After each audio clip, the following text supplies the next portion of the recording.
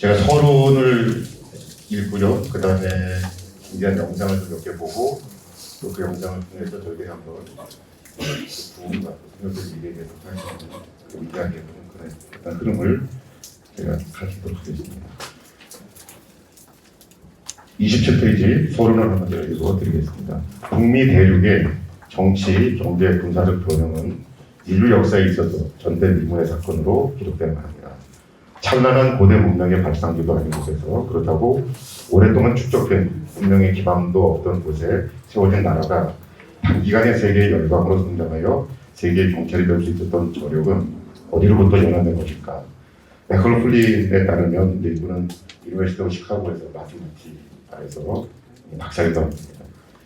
이분은 이제 미국의 저력은 교회 담장 안에서 시작된 거대한 부흥운동이 교회 담장을 넘어 미국 사회 전역으로 번져나가 국가 단위의 각성운동을 거치면서 촉발된 힘에 있다고 피력하고 있습니다. 즉, 부흥운동과 각성운동이 미국 사회를 개혁하고 번영시켰던 원동력이 되었다고 주장하고 있습니다. 거시적인 관점에서 미국의 역사를 전쟁 중심으로 나눠본다면 인디언 전쟁, 독립전쟁, 남북전쟁, 세계대전. 세계대전은 미국 영토에서 일어난 건 아니지만요. 이렇게 크게 정리할 수 있습니다. 대략 100년 단위로 미국 사회와 영토는 전쟁으로 폐허가 되기를 반복했습니다. 전쟁으로 폐허가 된 미국 사회를 일으켜세운 운동력은 무엇일까?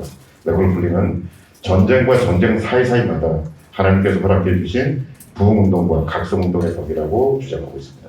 맥컬플린은 미국의 부흥운동과 각성운동을 네 가지로 분류하고 있습니다. 1차 대각성운동, 2차 대각성운동, 3차 대각성운동, 4차 대각성운동. 미국의 그 대학생들이 공부하는 역사책에서는 1차, 2차를 각성운동이라고 얘기하고요. 3차, 4차는 그냥 교회 내에서의 부흥운동 이렇게 정리하고 있는 것을 제가 살펴봤습니다. 근데 이제 이 전쟁과 이 각성운동과 주 연결해 보는 거, 이제 인디안 전쟁이 74년도까지 진행돼서 끝납니다. 그 어간에 그 다음 진행됐던 게 1차 대각성운동이 진행되죠. 그 다음에 독립전쟁이 있습니다. 그 다음에 2차 대각성운동이 일어나고요. 그 다음에 남북전쟁이 있습니다. 그 다음에 3차 대각성운동이 일어나고, 그 다음에 1차 세계대전, 2차 세계대전, 그 다음에 한국전쟁, 베트남전쟁. 이제 이런 그런 가운데 4차 대각성운동, 빌리그레 운동이 전개되기 시작했습니다. 이러한 내용을 바탕으로 저는 28페이지 보시면 도표를 제가 한번 그려놨습니다. 1차 대각성운동, 2차 대각성운동, 3차 대각성운동, 4차 대각성운동 이런 식으로 대각성운동이 전쟁과 함께 꼬리에 꼬리를 물면서 미국 사회 전체에 큰 영향을 줬다는 것이죠. 1차 대각성운동은 역사적 내용을 보시면은 이제 인디안들과의 어떤 전쟁. 이때 이미 2, 3세대들이 급격하게 타락을 합니다. 왜냐하면 그 조상분들이 이제 피땀 흘려서 이뤄낸 어떤 그런 막대한 부를 그냥 자동으로 승계를 받았기 때문에 굳이 일할 필요도 없고 굳이 교회 가서 기도할 필요도 없고 이런 어떤 상태에서 굉장히 영적인 그리고 도덕적인 타락이 있었다고 합니다. 이제 대표적인 때 인물은 누구냐면 조나단 에드워드인데 그 조나단 에드워드가 부흥운동을 전개할 때 그 다음에 그 이쪽 영국 쪽에서는 어떤 일이 있냐면 웨슬리의 그 홀리클럽 그 흐름 가운데 윌필드가 들어와서 배웁니다. 근데 그 윌필드가 이제 다시 미국에 가가지고 에드워드나 기타 여러 가지 부흥운동을 협력해서 전개하는 그런 모습을 볼 수가 있습니다. 그래서 이때 핵심 메시지는 놀랍게도 에드워드가 장로교 목사님이신데 회개하고 중생 이런 개념의 어떤 강조된 메시지를 증거하고 있죠. 그 다음에 2차 대각성운동은 1800년도에서 1830년대인데 이때는 독립전쟁 이후에 벌어진 어떤 미국의 혼란상 이 부분에 있어서 이제 각성운동 2차 운동이 일어납니다. 이때의 주역은 자스틴이라고 하는 분이고 그때 이제 마한이라는 분이 같이 협력해서 그 각성운동을 전개합니다. 또 이때 놀라운 건 뭐냐면 핀이나 마한이 장로교 통해 어떤 그런 목사님이신데 메시지가 뭐냐면 메시지입니다. 성경들의 완전 성결, 성화. 그 다음에 지나가면 남북전쟁이 일어나는 거죠. 남북전쟁 후에 1890년에서 1920년도에 3차 대각성운동이 일어납니다. 무디 목사님이 중심돼서 이렇게 나는데 이때 이제 무디 목사님이 또 영국 쪽에 있는 스펄전하고 같이 협력을 하고 또 배우기도 하고 이런 과정 가운데 스펄전의 어떤 흐름도 있습니다. 그러니까 무디 목사님을 주축이 돼서 3차 대각성운동이 일어나고 있고 이제 이분이 얘기했던 그 주장 핵심 내용은 신유제라고 하는 그런 어떤 그 메시지의 중심에서 쓰여 있는데 사실 아까 우리 주장남 박사님 말씀하셨지만 그 신유의 어떤 강력한 메시지가 웨슬리에 담겨있거든요. 그래서 재림에 있어서도 조금 분분하지만 웨슬리가 그래도 그 앵글리칸이라고 하는 그 영국적 상황에서는 이 전천년소를 강조하기가 참 애매한 문제가 없지 않아 있지만 그런 부분들 흐름에 재림에 대한 어떤 그런 강조가 있었고 그래서 사실은 웨슬리의 신유 재림이 미국 쪽에 와서 좀 강화되는 의미가 바로 저는 그 무디의 3차 대학성공이었다고 얘기하고 싶습니다. 4차 대학성 어떤 일이 벌어지냐면 세계대전이 일어나죠. 1차 대전, 2차 대전, 한국전쟁, 베트남. 이게 왜 중요하냐면 이거는 미국 정토 내에서 일어난 건 아닌데 근데 미국이 세계 경찰이 되니까 그때는 이제 지금의 모병제죠. 그때 진정제죠. 그래서 그 건장한 청년 자제분들이 다 참여를 하는 전쟁에 의무적으로. 그러다 보니까 실제로 미국 땅 자체가 전쟁으로 초토화되지는 않았지만 가정이 초토화되는 겁니다. 왜냐하면 그 각각의 귀한 젊은이들이 땅에 가서 죽음으로 돌아오니까. 이때에 이런 흐름들 가운데서 빌리 그레임이 개인전도, 세계선도 이런 부분들로 그 4차 대학 선거를 일으킵니다. 여기 보시면 사실은 이제 미국이라고 하는 나라가 어떻게 볼지 모르겠습니다만은 미국 역사를 가만히 보면은 진짜 박복한 나라 같아요. 너무 전쟁이 심하고. 근데 여러분 놀라운 사실이 뭐냐면 그 나라가 세계 경제력은 단식이 돼요. 그러니까 여러 가지 비판할 수가 있어요.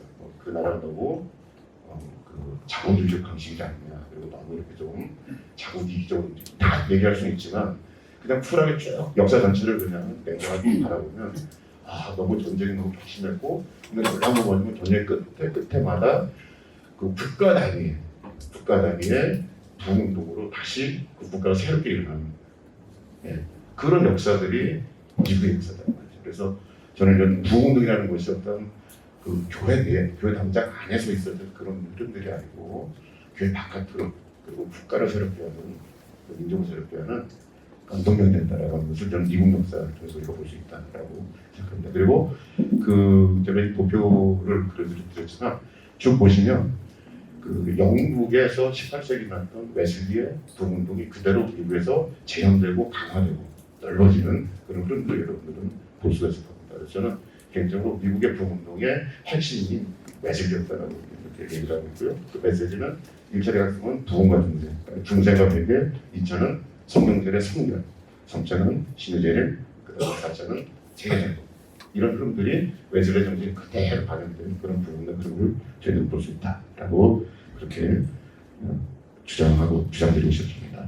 이 도표가 보여주듯이 중생 성결 신유 재림 세계 성결로 이어지는 각성운동과 부흥운동의 신학적 흐름은 18세기 영국의 존 웨슬리의 부흥운동과 사중모금이라는 수로를 타고 이렇게 흐르고 있다고 저는 이렇게 주장하고 있습니다. 에드워드와 교류했던 리필드는 옥스퍼드의 홀리클럽, 웨슬리 밑에서 지도를 받았죠. 웨슬리의 지도를 받은 학생이었고 피니의 성령세례를 통한 완전 성결의 메시지는 웨슬리의 성령론을 그대로, 성화론을 그대로 반영하고 해석한 내용이고요. 무디의 신유와 재림은 웨슬리의 신유와 재림을 미국적 상황에서 조금 강력하게 해석한 내용이라면 빌리 그레임의 세계 종교는 웨슬리가 주장한 세계는 나의 교구라고 하는 성기적 비전을 재청한 것입니다. 실제로 빌리 그레임이 사실은 뭐냐면 웨슬리안 사중복음의 흐름 가운데서 그가 훈련을 받습니다. 나중에 이제 그 침례교 쪽으로 갔지만 그 신학적 근간은 웨슬리안 사중복음적 흐름 가운데 있었다라고 제가 확인을 했습니다. 이처럼 미국 교회의 부흥과 각성은 웨슬리의 부흥운동의 힘과 큽니다. 이제 마크 노리 장로교 쪽의 역사가인데 이분도 이제 그의 그 책에 보면 웨슬리의 영국이었던 흐름 자체를 미국 부흥의 상수, 굉장히 중요한 요소로 이를 측량하고 있습니다. 근데 이제 아쉬운 건 뭐냐면 그 위필드를 내세우더라고요. 그러니까 그렇지만 우리는 알고 있죠. 왜냐면 위필드가 홀리클럽에서 웨슬리의 제자격되는 그런 걸 거기서 훈련받은 분이라는 걸 아는데 그 상황은 빠뜨려 놓고 이렇게 쓴 거 보면서 아 여기도 교파주가 작동하고 있구나 그런 거 제가 봤습니다. 여하튼 그 부흥과 각성운동이 웨슬리의 부흥운동의 힘과 크고요. 미국 교회는 웨슬리 부흥운동의 다양한 측면들을 그대로 살려서 특징적인 역사의 변곡점, 전쟁이죠. 그죠? 그때마다 해석하고 적응해서 교회뿐만이 아니라 국가를 새롭게 하는 영적인 어떤 기폭제로 사용하고 있다고 하는 그런 것들을 이렇게 벌어지고 있습니다. 그러니까 신학이라고 하는 거, 그다음에 우리가 하는 이 교회라고 하는 목회라고 하는 것이 물론 이제 하나님 나라의 영적인 그런 부분들이 있지만요, 우리가 거기에 창념하고 집중할 때 그렇게 의도가 아니지만 결과적으로 뭐냐면 국가가 민족을 살리는 그런 어떤 굉장히 중요한 강력한 기폭제가 될 수 있다는 사실을 저는 이런 부분들에서 보여준 거고요. 웨슬리 신학은 그런 국가 민족, 그다음에 세계를 살게 변화시키는 굉장히 중요한 신학적인, 그다음에 부흥적인 요소가 담겨 있는 어떤 원자료, 이렇게 저는 이해하고 있습니다. 이제 그래서 그런지 몰라도 북미 쪽에서 보시면 이 웨슬리 신학에 대한 해석들이 다양합니다. 이건 뭐냐면 어디는 옳고 어디는 틀리다 이런 말을 제가 하려고 하는 건 아니에요. 그러니까 워낙 웨슬리라고 하는 이 신학 자체가 큰 저수지와 같아가지고 거기에는 온갖 종류의 많은 그런 신학들이 버무릴 수 있습니다. 그래서 그런 웨슬리 신학을 가지고 어떤 분들은 이런 쪽으로, 어떤 분들은 이런 쪽으로 강조하는 그런 흐름들. 그러니까 이 말은 이 자체가 뭐냐, 웨슬리 신학의 지평에 넓이를 내린다고 봅니다. 그래서 현재 북미 웨슬리 대통령 신학과 교단이 보여주는 웨슬리 해석은 당연하지 않습니다. 웨슬리와 교부 신학을 연결해서 공부하는 쪽도 있고요. 웨슬리와 정교회 신학, 그다음에 웨슬리와 사회경제 윤리, 그다음에 예전적 웨슬리, 급진적 웨슬리, 에큐메니컬 웨슬리, 그다음에 성경적인 웨슬리, 오순절적인 웨슬리, 그다음에 앵글리칸 웨슬리, 뭐 이런 등등해서 웨슬리 해석들을 다양하게 하고 있습니다. 다양하게 하고 있고요. 근데 이제 이런 다양한 해석, 웨슬리 해석 중에 저는 웨슬리를 깊이 공부하지 못했어요. 그냥 조중남 총장님께서 배운 거가 다인데요. 근데 가서 공부하면서 제가 애석했던 건 뭐냐면, 조중남 총장님을 중심으로 우리 성결 교단의 웨슬리 해석이 있지 않습니까? 이런 해석들이 잘 소개가 안 되고 그렇게 뭐라고 해야 됩니까? 스타디가 되지 않는. 앞에서 제가 열거했던 이런 쪽으로는 굉장히 많이 웨슬리를 연구하고 있는데, 저희들이 말하는 어떤 그런 복음주의적인, 우리 저희 학교에서 지금까지 쭉 연결 이어져 왔던 그런 웨슬리적 해석들이 그렇게 주류적으로 내지는 언급되는 그런 일들이 많이 없다는 것을 보고 제가 좀 해석했어요. 근데 이제 에즈베리 부분을 보면서 이거구나. 우리 기독대한 성결교회 해석하는 웨슬리 중심이 에즈베리 부분에서 이렇게 드러났구나라고 하는 것을 제가 이제 보게 되었고, 이것이 저의 이 워크숍의 논지입니다. 애석한 점은 이러한 신학과 이러한 신학을 배경으로 전개되는 신앙생활과 예배 생활 속에서 아까 제가 좀 언급했던 웨슬리 해석에서요, 18세기 웨슬리의 부흥 정신과 현상은 찾아보기 조금 힘듭니다. 근데 이것이 나쁘냐 이런 얘기하는 건 아니거든요. 그냥 각각의 교파나 내지 신학교의 어떤 해석된 관점이 있기 때문에 그렇습니다. 이처럼 웨슬리 신학에 대한 다양한 해석이 대두되고 있지만, 진정한 웨슬리 부흥의 전무를 볼 수 있는 신앙운동이 아쉬웠던 차에 에즈베리 부흥은 웨슬리 부흥운동의 구조와 본질과 내용이 무엇인지를 분명하게 보여줄 뿐만 아니라 한국 성결교회가 지향하고 실천해야 하는 웨슬리 신학의 정수와 비전이 드러난다라고 저는 그렇게 주장하고 있습니다. 일단 이 동영상 조금 이따 마지막 패러그래프를 제가 읽어드리고 보도록 하겠습니다.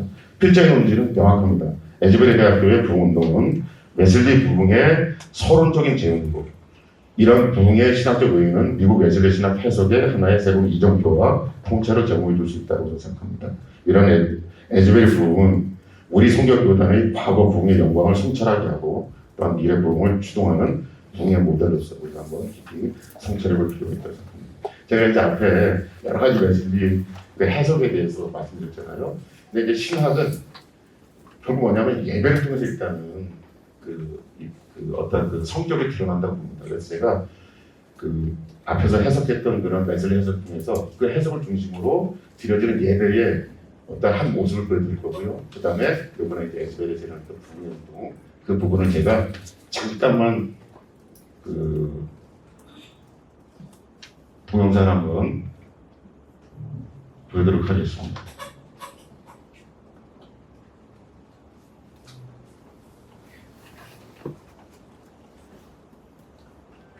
여기 이제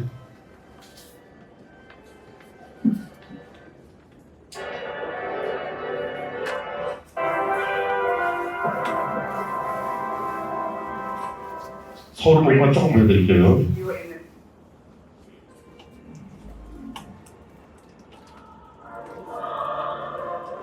이게 웨슬리 예배입니다. 소위 말하는 리터지컬 메시지 쪽에서 이제 북부대학 첫 코스 드리면 되는데요. 또 메시지 시간을 이런 예배에 담아서 지금 드리는 것이고요. 보시면 올해 그 예배 드리는데 사람들이 무지만죠. 대학 차플인 거예요. 누가 오래 서는 것도 아니고, 그러니까 미국 교회가 죽었다 그러는데 저는 이제 북부채플 가보면서 믿기가 만들 자리 없을 정도로 아니 저분들이 무슨 뭐 한국처럼 강력한 구역분식 그런 게 아니고 예배도 저렇게 이 예배는 보시면 아시겠는데 이번 연도에 부활절 예배를 사람들이 많이 지금 그다음 굉장히 리터시컬하죠. 근데 이따 좀 이제 보실 텐데 이분들 자세히 보면 여기 예배 드리는 분들 잘 한번 깊이 보세요.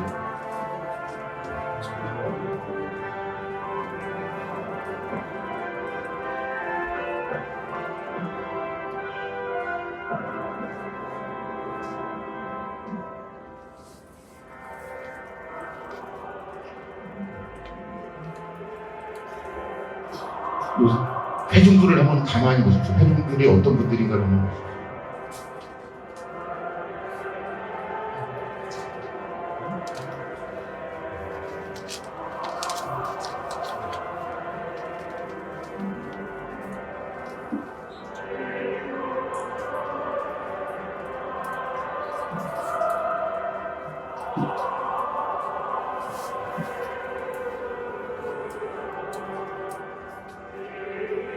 이제 웃었고요.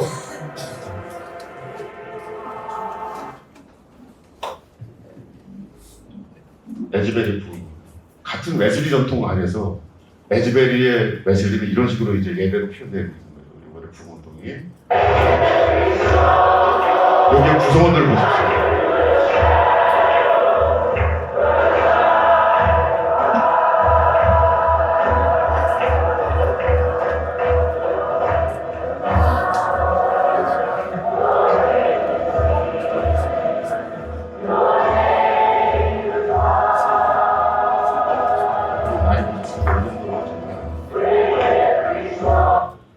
그러니까 웨슬리 전통의 해석이 다르다고 해서 하나는 옳거나 틀리다 이런 얘기를 하려는 것은 아니고요.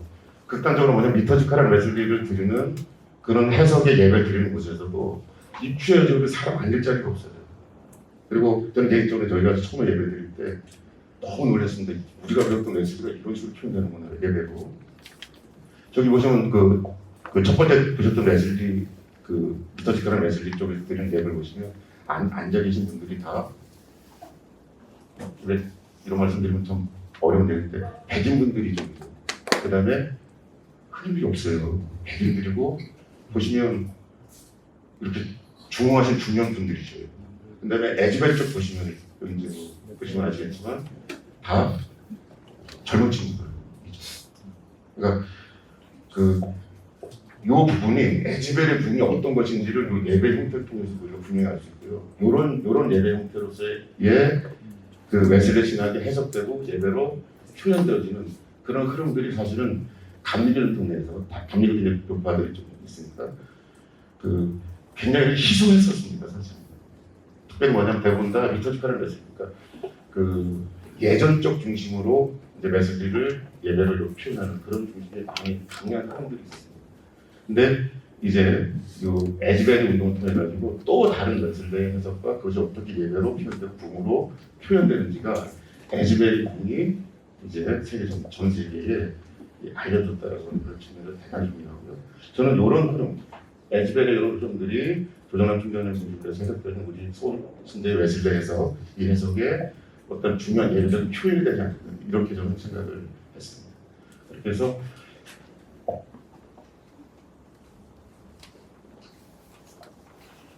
에즈베리 부흥인데 이 30페이지에 보시면 아까 조상남 박사님께서 잘 정리해 주셨기 때문에 이거는 조금 생략을 하고요. 제가 보여드리고 싶은 것은 32페이지 특징에 대해서 에즈베리 부흥의 특징에 대해서 정리를 좀 했습니다. 첫째로 뭐냐면 왜 에즈베리 부흥을 우리가 이렇게 주목해야 되냐면 세대적인 이유가 있습니다.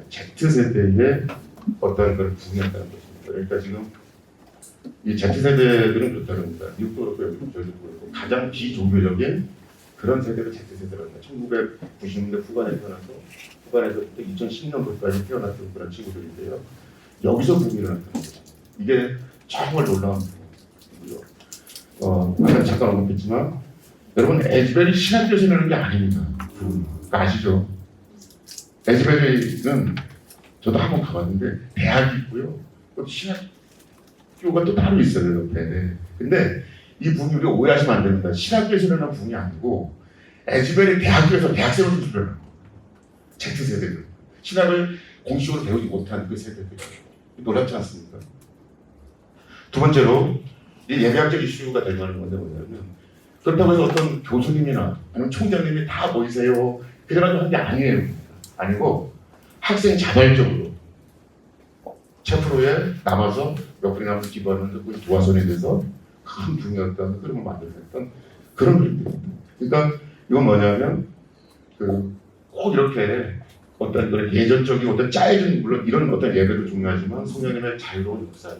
이런 쪽을 개방하는 드리는 그 예배가 그 어떤 붕의 역사를 이루는 걸 중요하게 보여주는 그런 예배학적 이슈를 이그 웨슬리 부흥 2023년도 에즈베리 부흥 계기를 보여줬고요. 그다음에 사회적 이슈인데 동성애자 참여 논란인데 이거 보니까 이거는 그 한국에서 볼 때는 막 이렇게 나왔는데 미국 사람을 아시는 분들이 좋더라고요. 2015년도에 미국은 연방 정부가 동성애 그 결혼 합헌을 이렇게 통과시켰습니다. 그 말은 뭐냐면 미국 사회에서는 동성애가 결혼하는데 저거 안 됩니다. 비난하는 것 자체가 뭐가 됩니까? 이제는 명예 파손될 수가 있어요. 그래서 이게 어떻게 이제 대학 쪽으로 들어왔냐면은 동성애자입니까 아닙니까 부를 수가 없는 그리고 동성애한다 그래가지고 학교에서 퇴출시킬 수 없는 이런 입장의 어떤 헌법적인 그런 그 2015년 이후로 이제 이런 게 만들어져가지고 이 미국적 상황에는 어쩔 수 없는 애로사항이었더라고요. 그래서 저희들이 이걸 보면서 요새 이제 차별로 반대하고 그러지 않습니까? 저는 이거를 우리 쪽도 이렇게 되지 않으면은 반드시 저희들이 차별금지나 동성애 문제에 있어서 교회가 좀 신경을 써야 되겠다 그런 생각이 들고요. 이제 교단적인 논란인데 여기 보시면 아까 이제 그 말씀을 하셨다면은 지금 미국에 있어서 그 감리교단의 가장 이슈 제가 볼 때는 미국 전체 교단의 이슈 중에 한 가지가 뭐냐면 감리교단이 나눠졌습니다. 기술적으로 유나이티드 메토디스트 처치가 거기서 갈라지신 분들이 그냥 글로벌 메토디스트 처치가 갈라져 나왔는데 이슈가 뭐냐면 동성애 이슈가 큰 이슈입니다. 그리고 너무 이제 유경 씨 쪽이 진보적으로 이렇게 나간다고 해가지고 갈라졌는데요. 8대2 정도가 된다고 합니다. 8대2.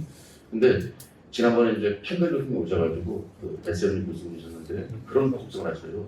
8대2 때문에 아직 문제가 없지만 UMC의 큰 교회들이 지금 다 탈퇴를 했다고 많이 탈퇴를 했고 아직 이분들이 글로벌 쪽으로 가지 않았지만 그 중부지대인데 이쪽 교회들이 글로벌로 합세하는 그 문제와 제가 볼 때는 또 뭐냐면 한인 UMC가 있지 않습니까?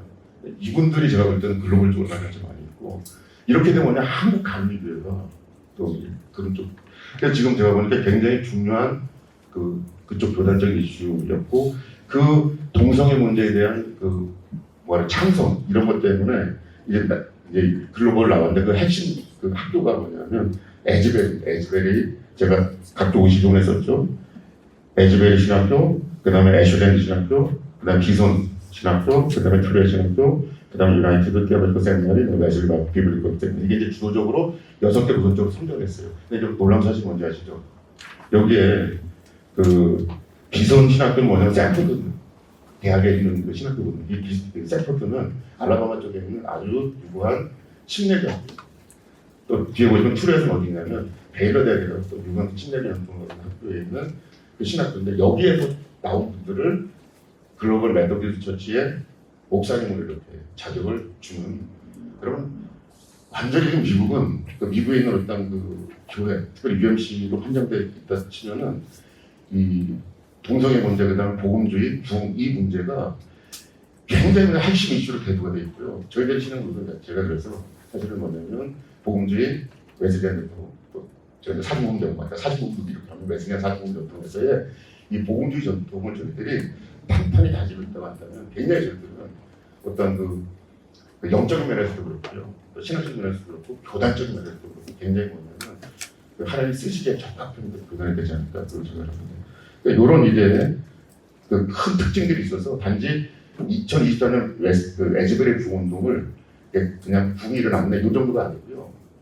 세대적인 이유, 예배학적 이슈, 사회적 이슈, 도덕적 이슈 보시면 정말 놀랄만한 거기에 비밀이 담겨있다라고 생각합니다. 근데 이제 장로교 내에서 보시면요, 30페이지 이거 제가 동영상을 준비했는데 조금 말씀을 좀 나눠야 되기 때문에 그냥 동영상을 안 보고 말씀드리면 이 놀라운 사실이 뭐냐면 에즈베리 붕이 일어났어요.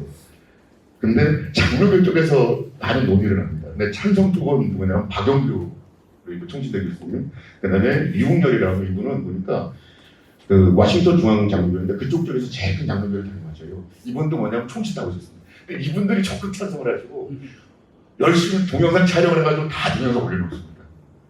여기서 제가 아쉬웠던 거는 저희 성결교회도 이렇게 했어요. 제가 얘기했는데 혼자 죄송하고요. 그래도 저희들은 이제 마지막에 쭉 정리하는 그런 입장에서 지금 이제 굉장히 중요한 그런 저희들이 워크숍을 하는 상태입니다. 근데 이 반대쪽은 뭐냐면은 정인철이라는 건데 이분도 장로교예요. 이분은 막 너무 강력하게 비판을 하는데 말씀 부재의 거짓뿐이라고 얘기하고요. 이 정동수라는 목사님은 사랑 친례교 쪽인데 이분은 오순절 신사동이라고 비판하면서 반대를 하십니다. 근데 제가 볼 때는 이 에즈베리 부운동에 있어서 우리 성도들보다 성도들 바깥에 계신 분들이 더 관심이 있고 더 배우려고 하고 또 다른 태도를 너무 비판을 하고 이런 쪽으로 막 감론을박을 하고 있는 이런 거 보면서 조금 저희가 조금 늦은 감이 없지 않아 있구나 이런 생각했고요. 그랬습니다. 근데 쭉 보시면 제가 찬성 쪽 걸 보니까 그 박영규 명예교수님은 그 박스 안에 이쪽이죠. 32페이지. Z세대가 중심된 성령 부흥 사기가 딱 있고요. 성령 부흥 이거는 다른 뭐 이상한 영이 역사한 게 아니고 성령 사기다 딱 얘기합니다. 그 다음에 그 찬양 회개 성경 부흥도 말씀 감격이 넘치는 부흥 지켰고요. 이제 특별히 저는 회개 쪽을 이렇게 포커스 맞췄던 회개했다는 거예요. 그 다음에 부흥의 결과가 분명히 나타났다는 겁니다. 기쁨이 나타났고 겸손, 일치와 연합, 그 다음에 힐링이 일어났다고. 그래서 이게 분명히 뭐냐면 역사적으로 이분의 교회사 교수님이시니까 역사 가운데 일어났던 부흥의 운동의 전형적인 모습이었다라는 얘기입니다. 그래서 이것은 이상한 뭐 신사운동 이런 게 아니고 하나님께서 주신 우리 시대에 주신 축복으로서의 부흥입니다. 이런 얘기하고 있고요.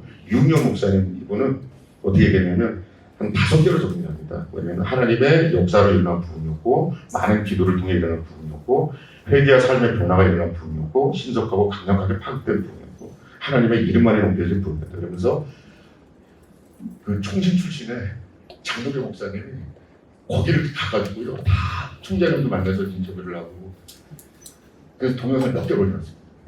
그러면서 이제 결론을 그렇게 내리고 있습니다. 이렇게. 근데 이분도 얘기를 합니다. 뭐냐면 회개와 삶의 변화가 일어난 진정한 부흥이었다. 이렇게 이야기를 하고 있습니다. 이제 이 워크숍이 끝나면 저희들도 한번 이렇게 준비를 해서 다 올려놓으면 좋을 것 같습니다. 자, 이제 이 모습 가운데 저는 18세기 웨슬리의 부흥운동의 어떤 그런 흐름들이 그대로 반영되는 그런 어떤 부흥으로 저는 해석을 해봤습니다. 그래서 저는 이제 3가지 카테고리 잡아봤습니다. 일단은 여기에 보시면 웨슬리 부흥운동은 카테고리 3가지 잡아봤습니다. 첫째, 부흥의 대상이 명확했다는 거. 둘째, 그 부흥의 대상에 복음을 전할 때, 내지는 접근할 때 그 부흥의 수단이 명확했다는 거고요. 마지막 3번째, 그 부흥의 메시지가 정확했다는 겁니다.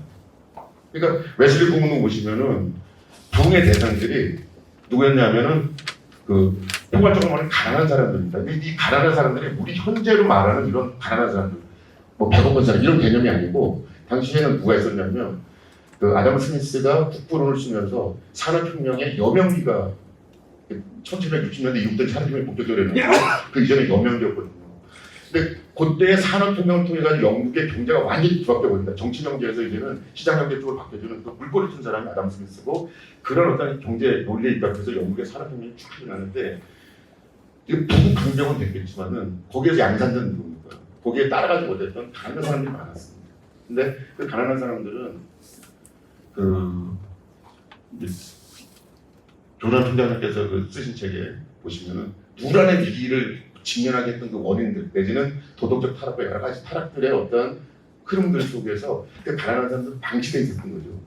웨슬리는 사실은 옥스퍼드 대학에서 MA까지 했던 그분이 그 교구 목회, 좋은 카테드럴에 가가지고 그 사제로서 인생을 맡을 수 있었지만 거기에서 나와서 가난한 사람 속으로 그분의 일평생 전하지 않습니까? 그러니까 타겟이 불명했었다는 거예요.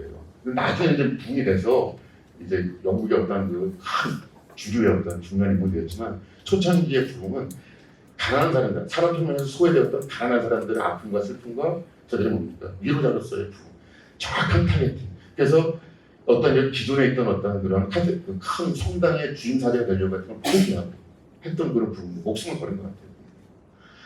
여기도 보시면 알겠지만 이 부흥의 타겟팅이 분명했습니다. 누구였습니까? 에즈베리가 Z세대. 그 Z세대가 가장 골치가 아픈, 가장 비신앙적이고 가장 뭡니까? SNS에 중독되어진, 가장 예수 믿기 어려운, 가장 복음 전도가 안 되는 그 Z세대가 타겟팅된 그런 부흥이라고 하는 것을 기억해 주시고요. 그 다음에 그 수단들이 있습니다. 웨슬리 같은 케이스는 뭐냐면 일단은 교회론적 구조를 변경하죠. 어떻게 하면 우리가 너무 잘 아는 조속회 신도 특별 신도회라고 하는 교회 안에 작은 교회 운동인데 이걸 저는 어떻게 표현하냐면 교회 밖에 작은 교회다라고 봅니다. 왜?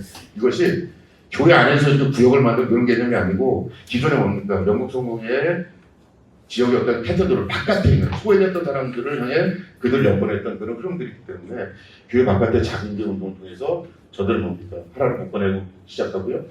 여러분 부흥의 도구들이 뭐냐면 새로운 부흥의 도구들을 가져옵니다. 말씀의 확장을 위해서 어떻게 합니까? 아웃도어 프리징, 목의 설교. 이건 당시에는 뭐 도저히 상상할 수 없었던 그런 어떤 설교 형태, 바깥에서 설교.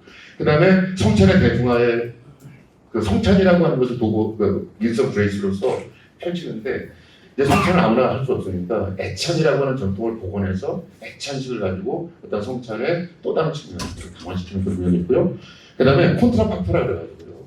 당시의 찬송은 교회 음악은 이 상류층의 어떤 그런 그 전유물을 이었습니다. 교회에서의 어떤 음악들이. 근데 이 콘트라팍트는 뭐냐면 보통의 대중들의 어떤 가락이 있지 않습니까? 민요나 이런 거. 그 가락, 누구나 다 아는 가락에 복음적인 뭡니까? 이분들이 시인들이었으니까.